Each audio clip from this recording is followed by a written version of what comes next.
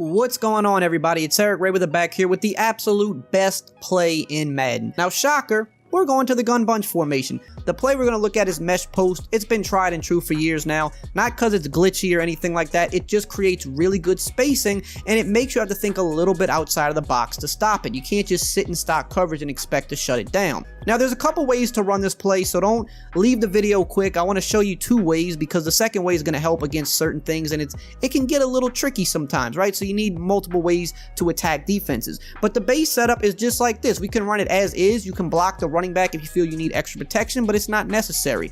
All we want to do is motion the B receiver a few steps to the outside because it helps create a little bit better spacing over the middle of the field. So to do this, we press the B or circle button until we get to our receiver. We press right on the D-pad and that sends him in motion, and we snap the ball like so.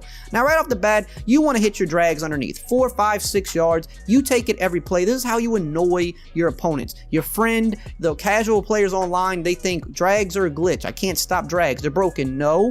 You just have to shade your defense down. You have to commit. You have to tell them to play underneath. If you don't, you can dink and dunk them for 4 or 5 plus yards every play. And that's what I recommend doing because that is going to move the chains every 2 to 3 plays. Same thing with this flat route. If they're not going to play underneath, you can take this flat route for an easy 10 yards.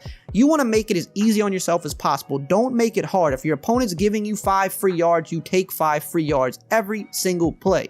Now, the post route is your money on the play because it's your biggest route. It's going to give you the most yards. You want to make sure that you wait till it gets in the soft spot against zone defense. You want to pass lead it to that soft spot, and then you want to possession catch it. You hold the A button or the X button to go down with a possession catch. It's A on Xbox, X on PlayStation. This ensures that you go down, you don't take hits, and you secure the ball. And like right there in that example, you dive for the ball if it's a little bit out of reach. Now, that was cover 3 defense. Let's look at a cover 2.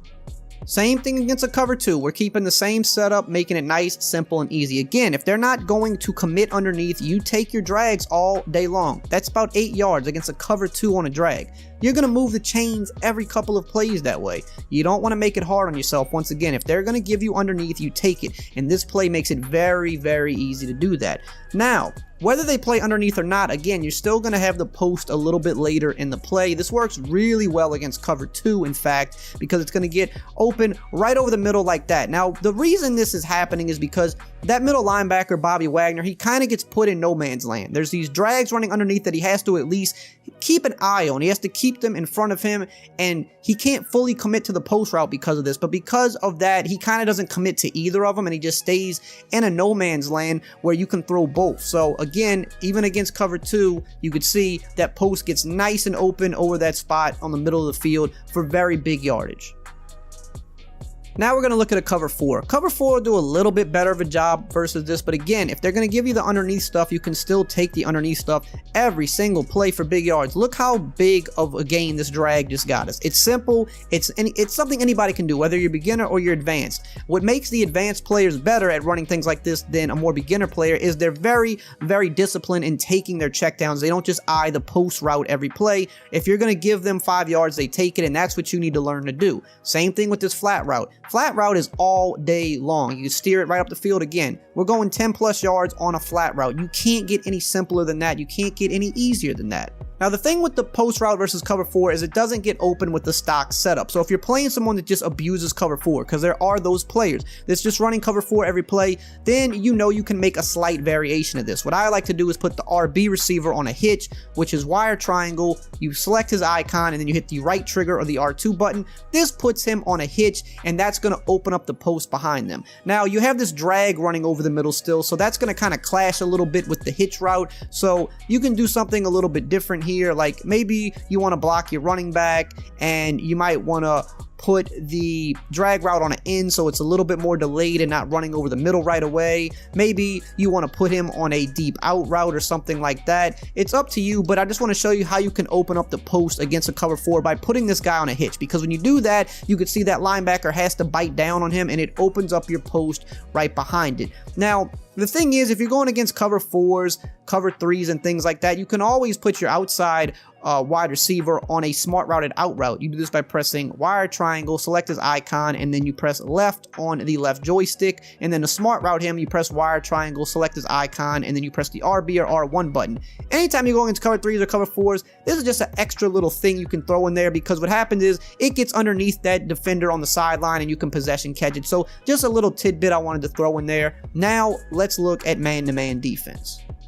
Now, this isn't the best man-to-man beater. It's much better against zone, but it can still do a good job against man. And if you play online, you probably won't run into man defense a whole lot, just because most people prefer to play zone. But you always want your best receiver where the B receiver is, because he is going to create the most separation versus man-to-man, and that's what you want. Someone that can get separation like that and get extra yards after the catch. And in the event that they're running a man blitz where there's no safety help over the top, those type of plays will turn into touchdowns. Now, I'll be honest, the drag routes on this play don't always do the best job against man-to-man, so if you're playing someone that's just dead set on sitting in man-to-man defense, there's some adjustments you can make to make the play a little bit better. The first thing you can do is take your drags and put them on in routes. You do wire triangle, select the icon. So for this icon, we got RB in the slot, and then we press left on the left stick to put him on an in route. For the X receiver, we press wire triangle, X button, and then his in route's going to be right on the left stick. You could see it on the screen because he's on the opposite side of the field, so you have to put him to go in the opposite way. So now, instead of drags, those in routes will do a little bit better of a job at creating separation, because you could see they get a nice cut and you see how wide open they're running. So that's just another little variation you can do. Another thing I like to do is whip routes. I'll take the RB receiver, put him on a whip route by pressing right on the right stick. A whip route, a zig route, whatever you want to call it, is really going to be good for you. So if that is the case, you might want to do something like put the tight end on drag just to get him out the way. You don't want the tight end running to the same spot on the field as that zig route's going to go. And you'll see when he whips to the sideline, you can see great separation, and you take it up the field. You still have the post over the middle that they have to keep an eye on as well. Now, let me show you one last setup. This is really good when you're on a hash mark. So if we're on the left hash mark right here, okay, this is a setup we're going to do. We're going to put the X receiver on an out route. We're going to put the RB on a hitch, and then we're going to motion out the B receiver. Now, this is going to be a zone buster. So let me back out here. Let me go into a zone defense.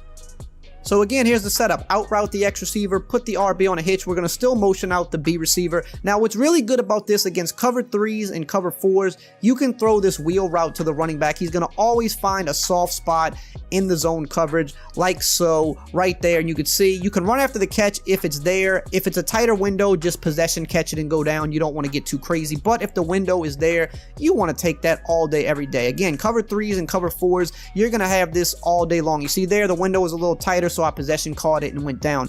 This tactic against cover 3 and cover 4 worked really well last year. It works really well again this year. It just annoys zone defenses to the core. It's easy yards. It works really well in the red zone as well. Now, if they're running cover 2, it's not going to work really well against cover 2, but that's when you look for the hitch or the post. Now, the hitch or the post will work good against cover 2 or just all zones in general. It's a good high-low read. They can't defend both the post and the hitch. You can see there, if the defender drifts back with the post route, you simply throw it to the hitch. You don't want to throw this right away. You want to wait, let the defense kind of show their card. We see Bobby Wagner backing up, and we just drop the hitch over the middle. If Bobby Wagner were to come down and sit on the hitch in certain coverages, then you would want to throw the post behind it. It's just very easy, very simple. And of course, you still have your flat route as well. If you want to take advantage of the flat route, you can throw that and get good yardage down the field if they're not shading their defense underneath. So this is how you run mesh post, the best play in the game versus all your different coverages. Perfect it, get your reads down, know how to make certain little adjustments versus certain coverages that people may like to spam, and you can move the ball very effectively with just this one play alone. Hope you enjoyed this video. If you did, as always, like, comment, subscribe, and I will see you guys next time.